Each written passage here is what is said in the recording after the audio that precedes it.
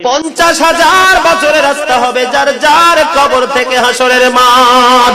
ফুলচেরাতে পুল হবে 30,000 বছরের রাস্তা। আমার উম্মত গুলো কিভাবে রে পায়ে হেঁটে তারা অতিক্রম করবে?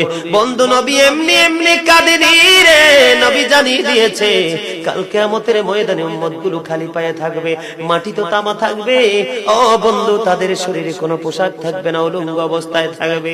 এমন মা আয়েশা প্রশ্ন করলো, গো প্রাণের নবী, জানতে মনে চায় নবী গো, এই যে আপনার উম্মত গুলো উলঙ্গ অবস্থায় খালি পায়ে সবাই থাকবে গো নবী, তারা কি নারী পুরুষ একসাথে? কয় হ্যাঁ, নারী পুরুষ একসাথে।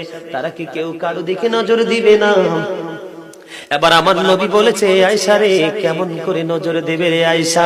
বন্যার পানি যেমনি প্রবল বেগে বৃদ্ধি পেয়ে পৃথিবীর মানুষগুলোকে গ্রাস করে ফেলে, কাল কিয়ামতের দিন এই জাহান্নামের আগুন মানুষের দিকে বন্যার মতো প্রবল বেগে ছুটে এসে মানুষকে ঘিরে ফেলবে।